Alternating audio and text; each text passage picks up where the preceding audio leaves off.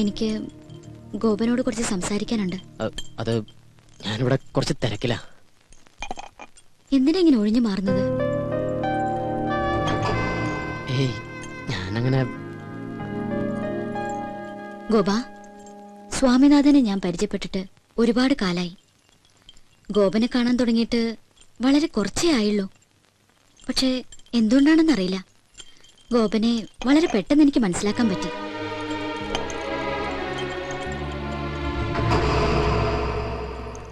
ഒരു സുഹൃത്തിനോടെന്ന പോലെയാ ഞാൻ ഇടപഴകിയതൊക്കെ. കൂടുതൽ സ്വാതന്ത്ര്യം എടുത്തതും അതുകൊണ്ട് തന്നെയാ. അവരെന്നെ വേദനിപ്പിച്ചുകൊണ്ടാണ് പറഞ്ഞതെങ്കിലും അപ്പോഴാ ഞാൻ അറിയുന്നത് ഗോപൻ എന്നോട്.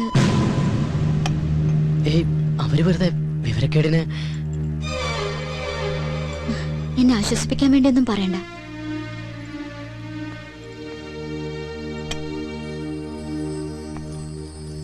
തികഞ്ഞ മനസ്സോടെ ഒരു നല്ല സുഹൃത്തായി മാത്രമേ എന്നെ കാണാവൂ.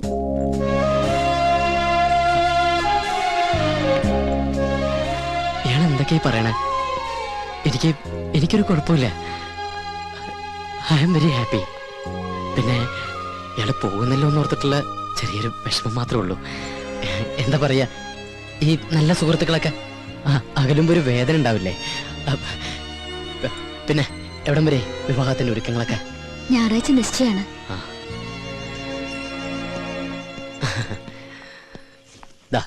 രണ്ടുപേർക്കും എന്റെ മുൻകൂർ ആശംസകൾ. ഗൗതം പറഞ്ഞു ശീതൽ ഇവിടേക്ക് പോന്നിട്ടുണ്ടെന്ന്. ഞാൻ ഗോപനെ. എന്തായാലും നമുക്ക് ആ വെഡിങ് കാർഡ് സെലക്ട് ചെയ്തേക്കാം. എവിടെയാ? വെഡിങ് കാർഡിന്റെ സെക്ഷൻ അപ്പുറത്താ. വാ, നിങ്ങളോട് വാടോ, തന്റെ കലാബോധം ഒന്ന് കാണട്ടെ. അല്ല Sheetal, come on.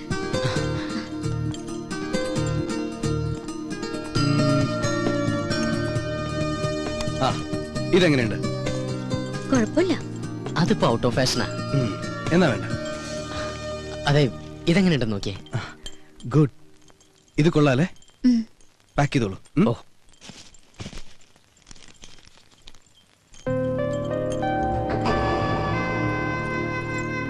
Thank you. പോവാം. കോട്ടെ ഗോപ.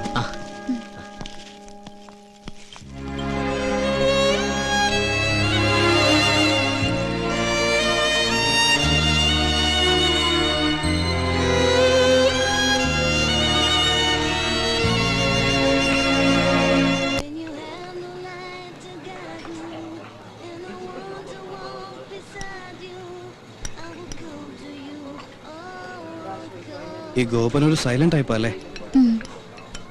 ഏയ്, അങ്ങനെ സൈലന്റ് ഒന്നുമല്ല. ആള് നല്ല തമാശക്കാരനാ.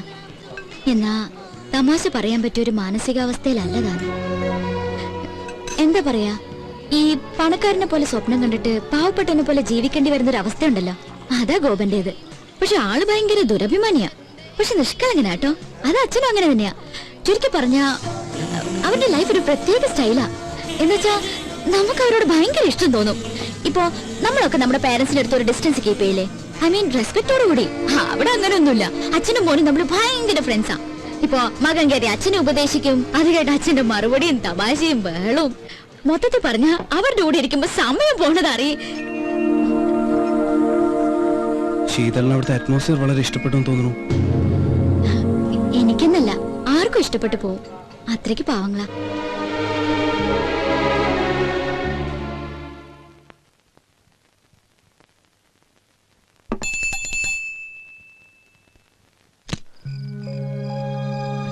കളക്ടർ ഉദ്യോഗം കഴിഞ്ഞ് എത്തിയോ? ഇവനിത് എന്ത് പറ്റി?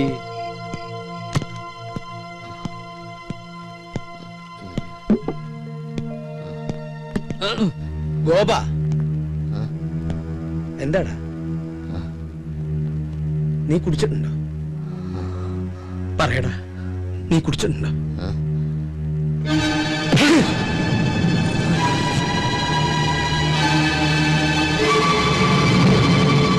ഇന്നേ വരെ ഒരു വാക്കുകൊണ്ട് പോലും വേദനിപ്പിക്കാതെയാ നിന്നെ ഞാൻ വളർത്തിയത്. ഒരു ചങ്ങാതിയായിട്ടാ കൊണ്ടു നടന്നത്. ഇന്നിങ്ങനെ കുടിച്ചിട്ട് വരാൻ മാത്രം എന്താ നിന്റെ പ്രശ്നം? എനിക്കറിയണം. പറയാൻ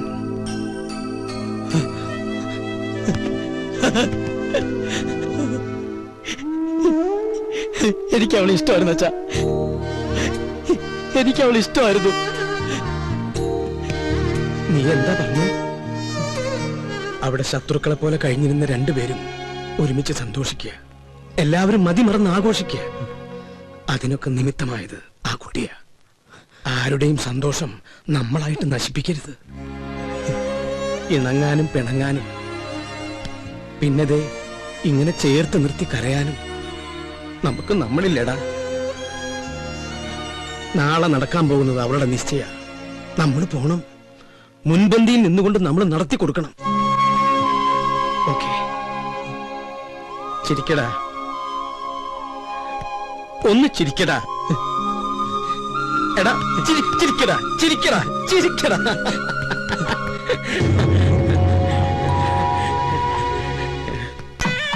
ഇവിടെ ചിക്കൻ ബിരിയാണി ആയിരിക്കോ ഫ്രൈഡ് റൈസ് ആയിരിക്കും? നീ പറ. ചക്കപ്പുഴുക്കായിരിക്കും. ഇവിടെ നേരെ ബാക്കിൽ പോട്ടെ പോട്ടെ പോട്ടെ. Hi babe. Hello, how are you? Gopika എന്താണ് ഇത് സൗന്ദര്യബോധമില്ലാത്ത ഗേൾസ്? നമസ്കാരം. നമസ്കാരം. എവിടെ കസ്തൂരി മാമി? കസ്തൂരി മുകളിലുണ്ട്, അങ്ങോട്ട് ചെല്ലൂ. എന്തു പറ്റി? തനിയെ ഒരുക്കോളാന്ന് പറഞ്ഞു. എന്താ മോളെ ഇങ്ങനെ? ആളുകളൊക്കെ വരുന്നതല്ലേ? എനിക്ക് ആർഭാടൊന്നും വേണ്ട. പറ്റില്ല പറ്റില്ല. ഗൗതം, നാളെ ഈവനിങ് അവിടെ ഉണ്ടാവും. ഓക്കെ? ആരാ ഗൗതം? രഞ്ജിത്ത ആണോ?